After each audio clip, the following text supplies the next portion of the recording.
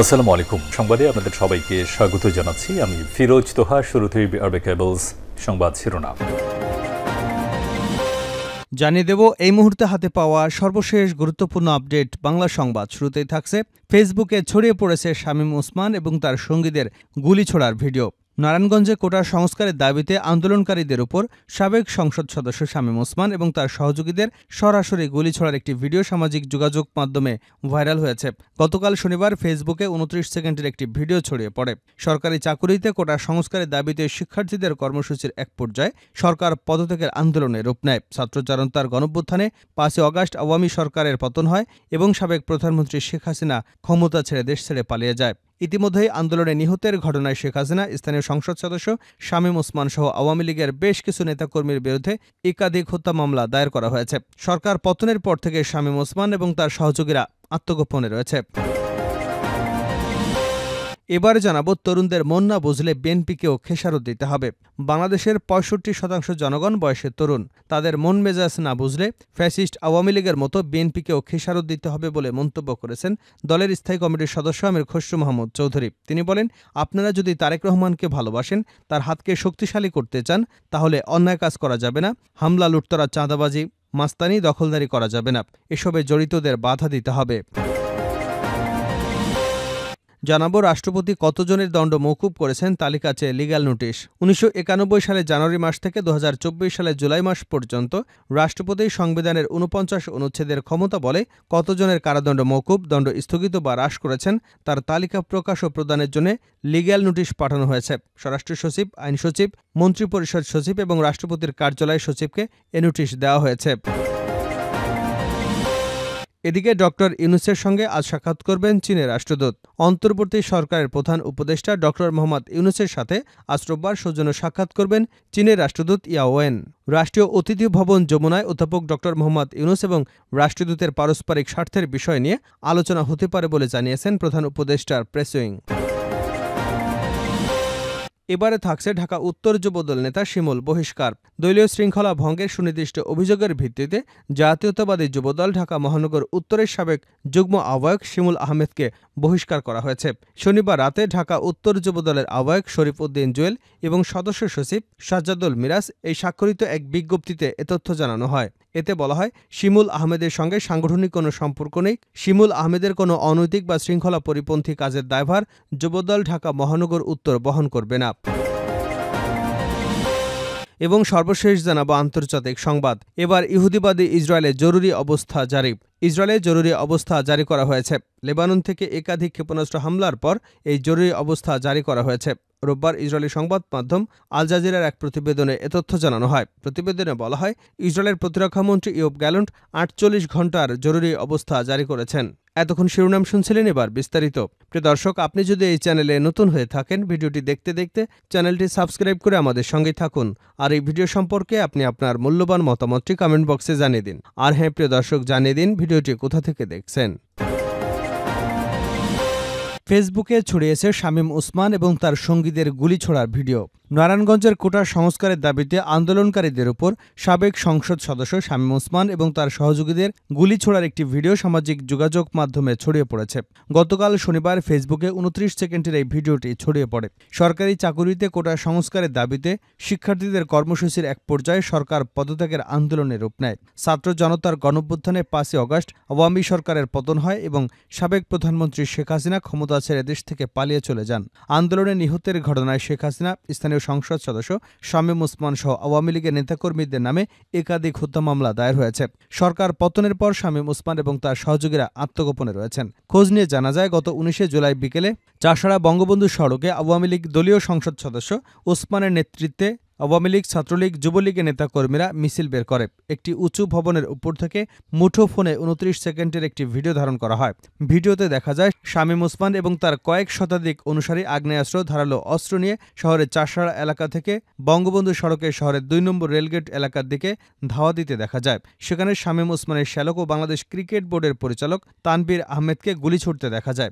ভিডিওতে শামীম ওসমানের আত্মীয় অয়ন ওসমানের শ্বশুর ফয়েজ উদ্দিন, তার ছেলে মিনহাজুল ইসলাম শীতল পরিবহনের বাসের পরিচালক শামীম ওসমানের ঘনিষ্ঠ অনুপ কুমার সাহা, 12 নম্বর ওয়ার্ড আওয়ামী লীগের সভাপতি নিয়াজুল ইসলাম, প্রমুখকে দেখা যায়। তারা আন্দোলনকারীদের ধাওয়া দিয়ে শহরের মণ্ডলপাড়া পর্যন্ত হটিয়ে দেন। ওই মহড়ার সঙ্গে গাড়ির বহরও ছিল।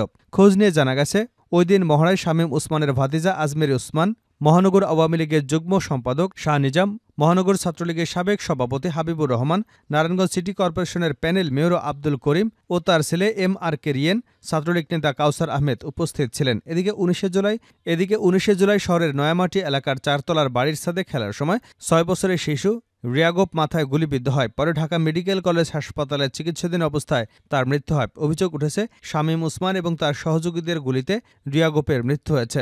বৈষম্যবিরোধী ছাত্র আন্দোলনের নারায়ণগঞ্জের সমন্বয়ক ফারহানা মানিক বলেন, ওই দিন 19 জুলাই ওই এলাকায় কোনো পুলিশ সদস্য ছিলেন না। কার গুলিতে রিয়াগোপের মৃত্যু হল সেটি প্রশাসনকে খুঁজে বের করতে হবে। তরুণদের মন না বুঝলে বিএনপিকেও খেসারত দিতে হবে আমির খসরু। বাংলাদেশের 65% জনগণ বয়সে তরুণ। তাদের মন মেজাজ না বুঝলে ফ্যাসিস্ট আওয়ামী লীগের মতো বিএনপিকেও খেসারত দিতে হবে বলে মন্তব্য করেছেন দলের স্থায়ী কমিটির সদস্য আমির খসরু মাহমুদ চৌধুরী। তিনি বলেন, আপনারা যদি তারেক রহমানকে ভালোবাসেন, তার হাতকে শক্তিশালী করতে চান, তাহলে অন্যায় কাজ করা যাবে না। মামলা, হামলা, লুটতরা, চাঁদাবাজি, মাস্তানি, দখলদারি এগুলো করা যাবে না। এসবে জড়িতদের বাধা দিতে হবে। শনিবার রাতে তিনি নোয়াখালী সুবর্ণচরে চেওয়াখালী বাজারে বন্যা দুর্গত এলাকা পরিদর্শনে ও ত্রাণ বিতরণ অনুষ্ঠানে এসব কথা বলেন। আমির খসরু বলেন, এদেশের মালিক সাধারণ জনগণ। এটা শেখ হাসিনারও না, তার বাবারও না। এই বিশ্বাস বিএনপিকেও রাখতে হবে। উন্নয়নকারী ফ্যাসিস্ট সরকার পালিয়ে গেছে, আমাদেরও পরিবর্তন হতে হবে। আমরা শেখ হাসিনার মতো হলে পরিণতি একই হবে। তিনি আরও বলেন, বাংলাদেশের 65% নাগরিকের বয়স 35-এর নিচে। তাদের মনোজগৎ বুঝতে হবে, যুবকের চিন্তা, আকাঙ্ক্ষা, চাহিদা বুঝতে হবে। বর্তমান সময়ে তরুণ যুবকদের মনোজগতের বড় ধরনের পরিবর্তন হয়েছে। একটি সুষ্ঠু, সামাজিক, শান্তিপূর্ণ, ন্যায় বিচারের বাংলাদেশ দেখতে চায় তারা। আমাদের সেদিকে খেয়াল রাখতে হবে। অন্তর্বর্তী সরকারের প্রসঙ্গ টেনে তিনি বলেন, এই সরকার আমাদের আন্দোলনের ফসল। বিগত 16 বছর বিএনপি নেতাকর্মীরা গুম, খুন, মিথ্যা মামলা, চাকুরি, ব্যবসা হারানো, পথে পথে ঘুরে বেড়ানো, পুলিশ হেফাজতে মৃত্যু, নিপীড়ন, নির্যাতনের ফসল। 16 বছর পর শিক্ষার্থীদের আন্দোলনের মাধ্যমে জনতার ঐক্যবদ্ধ প্রচেষ্টায় আমরা সেটার সুফল পেয়েছি। তিনি আরও বলেন, এখন আমাদের চোখ কান খোলা রাখতে হবে। ফ্যাসিস্ট শেখ হাসিনা পালিয়ে গেলেও তার দোসররা বসে নেই, তারা গভীর ষড়যন্ত্রে লিপ্ত আছে। আমাদের ভুলের সুযোগ নিয়ে তারা ফিরে আসবার চেষ্টা করবে। এজন্য কোনোভাবেই কোনো ভুল করা যাবে না। রাষ্ট্রপতি কতজনের দণ্ড মওকুফ করেছেন তালিকা চেয়ে লিগ্যাল নোটিশ। 1991 সালে জানুয়ারি মাস থেকে 2024 সালে জুলাই মাস পর্যন্ত রাষ্ট্রপতি সংবিধানের 49 অনুচ্ছেদের ক্ষমতা বলে কতজনের কারাদণ্ড মওকুফ, দণ্ড স্থগিত বা হ্রাস করেছেন তার তালিকা প্রকাশ ও প্রদানের জন্য লিগ্যাল নোটিশ পাঠানো হয়েছে। স্বরাষ্ট্র সচিব, আইন সচিব, মন্ত্রিপরিষদ সচিব এবং রাষ্ট্রপতির কার্যালয়ের সচিবকে এই নোটিশ পাঠানো হয়েছে। আজ রবিবার নোটিশ পাঠিয়েছেন সুপ্রিম কোর্টের আইনজীবী ব্যারিস্টার মোহাম্মদ ওমর ফারুক। নোটিশে বলা হয়েছে, অত্যন্ত পরিতাপের বিষয় এই যে দীর্ঘ কয়েক বছর যাবৎ রাষ্ট্রপতি তার ক্ষমতা বলে বহু ক্রিমিনাল, হত্যা মামলা দণ্ডপ্রাপ্ত অপরাধীদের ক্ষমা বা তাদের দণ্ড মওকুফের আদেশ দিয়ে আসছেন। রাষ্ট্রপতির মার্জনায় বহু ফাঁসির আসামি ও যাবজ্জীবন দণ্ডপ্রাপ্ত আসামি জেল থেকে বেরিয়ে সমাজে আবারও মাফিয়া ডন হিসেবে প্রতিষ্ঠিত হয়ে আতঙ্ক ছড়াচ্ছে। নোটিশে আরও বলা হয়, রাষ্ট্রপতি কিভাবে, কোন প্রক্রিয়ায়, কাদের সুপারিশ বা তদবিরে দাগী, ঘৃণিত, কুখ্যাত সাজাপ্রাপ্ত আসামিদের ক্ষমা বা দণ্ড মওকুফ করে দায় মুক্তি দিচ্ছেন, তা একজন নাগরিক হিসেবে আমরা বা আমাদের জানবার অধিকার রয়েছে। রাষ্ট্রপতির ক্ষমা সংক্রান্ত সংবিধানের 49 অনুচ্ছেদের ক্ষমতার অপব্যবহার বা রাজনৈতিক কোনরূপ বল প্রয়োগ আছে কিনা তাও খতিয়ে দেখা দরকার। ড ইউনূসের সাথে আজ সাক্ষাৎ করবেন চীনের রাষ্ট্রদূত। অন্তর্বর্তী সরকারের প্রধান উপদেষ্টা ড মোহাম্মদ ইউনূসের সাথে আজ রোববার সৌজন্য সাক্ষাৎ করবেন চীনের রাষ্ট্রদূত ইয়া ওয়েন। রাষ্ট্রীয় অতিথি ভবন যমুনায় অধ্যাপক ড মোহাম্মদ ইউনূস এবং রাষ্ট্রদূতের পারস্পরিক স্বার্থের বিষয় নিয়ে আলোচনা হতে পারে বলে জানিয়েছেন প্রধান উপদেষ্টার প্রেস উইং। ড ইউনূসের নেতৃত্বাধীন অন্তর্বর্তীকালীন সরকার গঠিত হবার পর এটি রাষ্ট্রদূত ওয়েনের প্রথম সাক্ষাৎ। এর আগে গত বুধবার চীনের রাষ্ট্রদূত ইয়া ওয়েনের সাথে বিএনপির মহাসচিব মির্জা ফখরুল ইসলাম আলমগীরের নেতৃত্বে একটি প্রতিনিধি দল সাক্ষাৎ করেন। প্রধান উপদেষ্টার সাক্ষাৎকালে নতুন সরকারের পক্ষে দ্বিপাক্ষিক স্বার্থ সংশ্লিষ্ট বিষয় নিয়ে আলোচনা হতে পারে বলে জানা গেছে।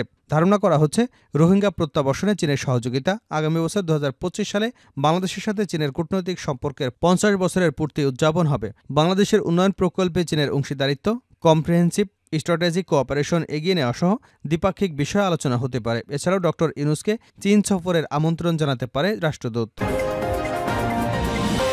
শেষ করছে আন্তর্জাতিক সংবাদ দিয়ে ইসরায়েলের জরুরি অবস্থা জারি। ইসরায়েলের জরুরি অবস্থা জারি করা হয়েছে। লেবানন থেকে একাধিক ক্ষেপণাস্ত্র হামলার পর এই জরুরি অবস্থা জারি করা হয়েছে। আজ রবিবার ইসরায়েলি সংবাদ মাধ্যম আল জাজিরার এক প্রতিবেদনে এ তথ্য জানানো হয়েছে। প্রতিবেদনে বলা হয়েছে, ইসরায়েলের প্রতিরক্ষা মন্ত্রী ইয়োব গ্যালান্ট 48 ঘণ্টার জরুরি অবস্থা জারি করেছে। ইসরায়েলি সংবাদ মাধ্যম ওয়াইনেট জানিয়েছে, জরুরি অবস্থায় বেসামরিক নাগরিকদের জন্য বেশ কিছু নির্দেশনা দিয়েছে। এর মধ্যে নির্ধারিত এলাকায় চলাফেরা না করা, জনসমাগম সীমিত করার নির্দেশনা দেওয়া হয়েছে।